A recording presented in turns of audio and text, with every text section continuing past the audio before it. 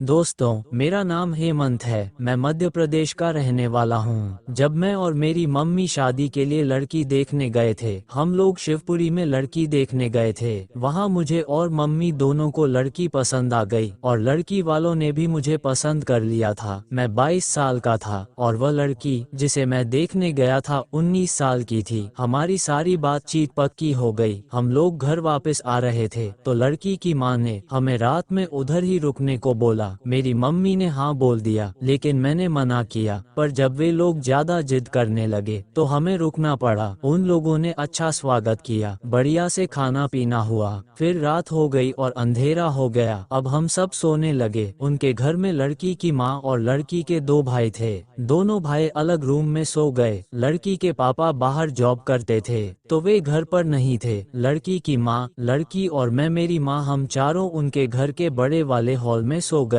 मेरे लिए अलग से सिंगल बेड था तो मैं उसी पर सो गया और वे तीनों नीचे सो गईं। जैसे ही 11 बजे का समय हुआ, अब मुझसे रहा नहीं गया तो मैंने चुपके से लड़की का पैर हिलाया और उसे बेड पर आने को बोला, पर उसने मना कर दिया कि कहीं दोनों की मम्मी की नींद न खुल जाए। करीब 30 मिनट बाद मैंने उसे फिर से बुलाया कि ऊपर आओ, मुझे तुमसे बात करनी है। मुझसे बात करने के बहाने वह चुपके से ऊपर आ गई। हॉल की लाइट बुझी हुई थी तो अंधेरा था। उसने कहा, क्या बात करनी है? मैंने सबसे पहले उसका नाम पूछा तो वह हंस दी। मैंने कहा, हंसो मत यार, मुझे सच में तुम्हारा नाम नहीं पता है। उसने अपना नाम खुशी बताया। खुशी नाम सुनकर मैं खुश हो गया। वह अभी लेटी नहीं थी तो मैंने उससे कहा, यहीं लेट जाओ, कुछ देर बात करते हैं। वह मेरे पास लेट गई। मैंने माथे पर चूमा तो वह खुश हो गई और मेरे गाल पर हाथ फेरने लगी। हम दोनों बहुत धीरे धीरे बातें कर रहे थे ताकि मम्मी की नींद न खुल जाए। हमारी शादी के लिए लड़की और मेरी हाँ हो गई थी। मैंने कहा, कोई बॉयफ्रेंड है तुम्हारा? वह बोली, नहीं है। मैंने कहा, तुम्हें मुझसे कुछ नहीं पूछना। वह चुप रही। शायद वह अभी मुझसे शर्म कर रही थी, इसलिए उसने मुझसे कुछ नहीं पूछा। मैंने उससे कहा, कुर्ती सलवार निकाल दो यार, मुझसे क्या शर्माना। वह बोली, मैं कपड़े नहीं निकालूंगी। मैंने उसे किस करने को कहा, पर उसे सही से किस करना भी नहीं आता था। मुझे भी नहीं आता था। जैसे तैसे मैं उसके होठों को चूमने लगा और वह भी समझ गई कि इसमें मजा आता है, तो अब हम दोनों किस करने लगे। करीबन 15 मिनट के बाद वह बोलने लगी, अब रहने दो, मुझसे रहा नहीं जा रहा। मैंने सोचा कि संबंध तो पक्का हो ही गया है तो अब तो यह मेरा माल हो गई है। मैंने उससे कहा, यार खुशी,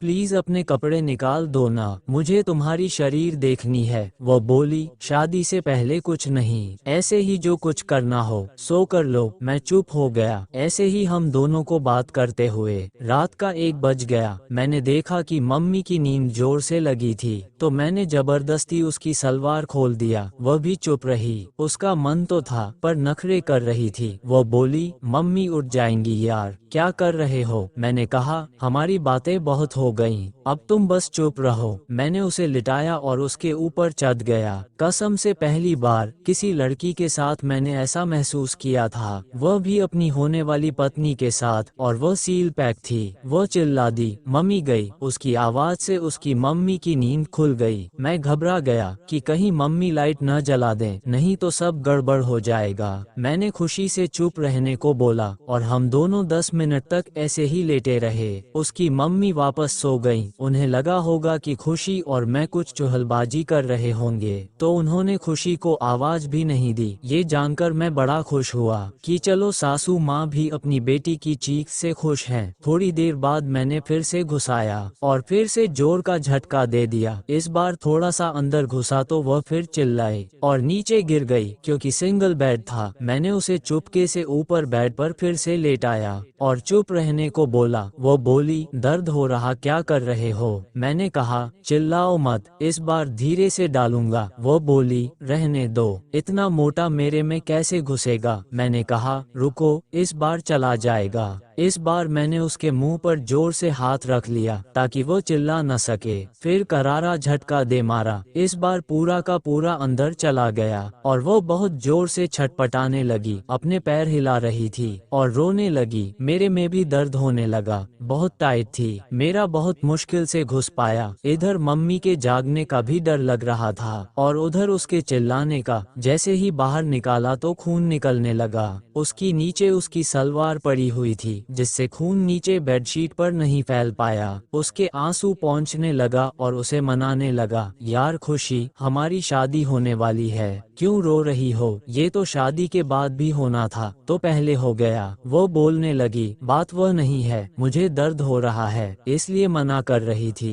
थोड़ी देर में चुप होकर बोली, हटो मुझे बाथरूम जाना है। मैंने कहा, चलो हम साथ में चलते हैं। हम दोनों ने साथ में पेशाब किया। हम दोनों फिर से आकर बेड पर लेट गए। मैं उसके ऊपर चढ़ गया और उसे प्यार करने लगा। इस बार तो अंदर तो चला गया, लेकिन 2-3 बार अंदर बाहर झटके मारे तो उसे दर्द होने लगा। ऐसे बातों ही बातों में मेरी वाली पत्नी को मैं रात 4 बजे तक प्यार किया और होठों पर से अपने होंठ हटाए तो वह रोने लगी। वह बोलने लगी, आज तो मार ही डालोगे मुझे, बहुत दर्द हो रहा है। मैंने उसे चुप करवाया और नीचे मम्मी के पास सोने भेज दिया। अगले दिन से ही हमारी कॉल पर बात होने लगी। पहली कॉल में ही वह बोलने लगी, आज की रात जिंदगी भर नहीं भूलूंगी। मैंने पूछा, क्यों पूरी रात टॉर्चर किया तुमने? मैंने कहा, पहली बार में दर्द होता ही है। तो वह बोली, ऐसा कैसा दर्द? मुझसे अभी भी बाथरूम करते नहीं बन रहा है और नहीं चला जा रहा है, चलते टाइम दर्द हो रहा है। तब मैंने कहा, 2-4 दिन में ठीक हो जाओगी, चिंता मत करो। बस धीरे धीरे हम दोनों में प्यार बढ़ गया। धन्यवाद।